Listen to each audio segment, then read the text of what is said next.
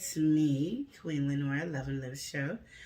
So today, I realize that there are a lot of people who are struggling in their marriages and they're getting separated and divorced, and it's just really sad and heartbreaking for me because I feel like if you took the time to get married, that means you went through the dating process, you went to get married. Most people are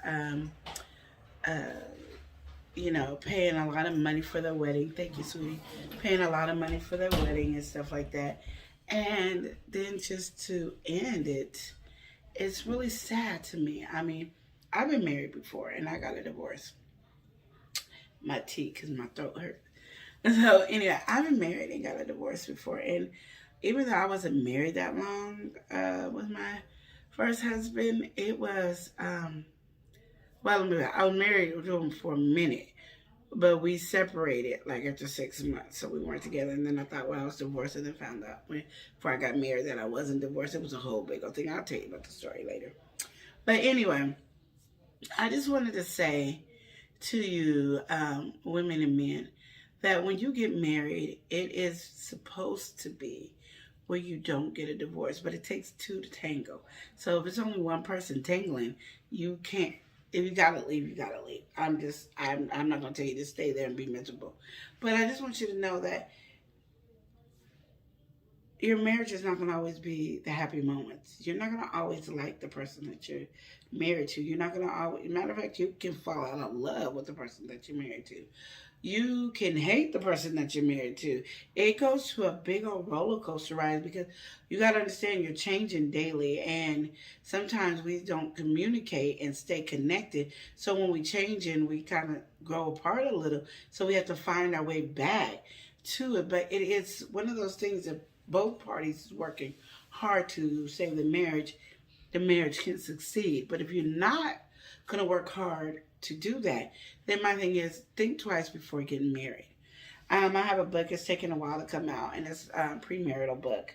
And it's because I want you to do the book before you get married, but if you're married, you can still use the book. And it's going to be a while before it comes out, but I just wanted to tell you guys because I love when marriages are together. I do. And I'm not going to be upset by what I'm saying. Is I love black marriages. I see all the other nationality marriages, but it's so beautiful when I see a black marriage and make it. But I hear people go, well, their marriage wasn't all that good. They had some ups and downs and they struggled. And I'm like, every marriage in the world has ups and downs and struggle. There's not going to be a part that you don't. Well, they weren't always happy with each other. Okay, because that's normal.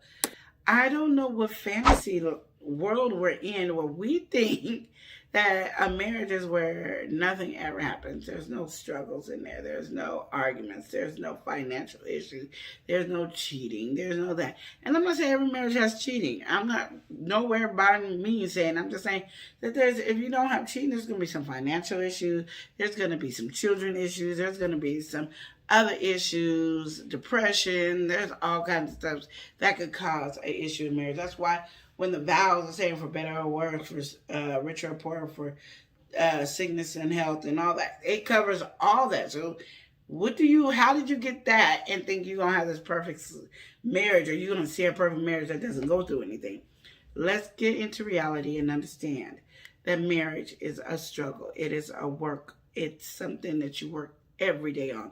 It's consistent. Just like for people who are YouTubers, you got to work consistently on this every day. You got to work, if you start your own business, you got to work consistently. When you go to a job and you're working for somebody else, you're doing something consistently every day, period. And you get your days off, but you come back and you got to do that same work every day. Why, when you think you get married, that it's supposed to be easy peasy? It isn't. And I hate when people go, well, I thought I married a man of God or a woman of God.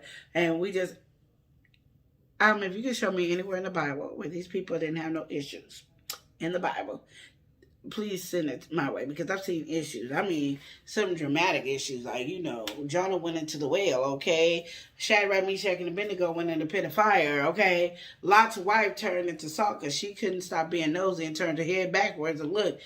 I mean, you got Samson, you got we just got stories. David was a man of God after God's own heart because he was just so real and vulnerable. Even though he did a whole bunch of stuff wrong, he was just real and vulnerable, and he just came to God as himself. He wasn't trying to sugarcoat. He wasn't trying to prove nothing to nobody. He just came as who he was himself. So my thing is, you can't find no story in it that's just like, we did it and nothing happened. Everybody has a struggle. So why do you think your marriage doesn't? I didn't want to stay any longer. I just wanted to get that out there. Remember to love and live each day as if it were your last. I love you. Smooch it. How you feel? Okay. The Love and Live Show. The truth, the real, tell you how you feel.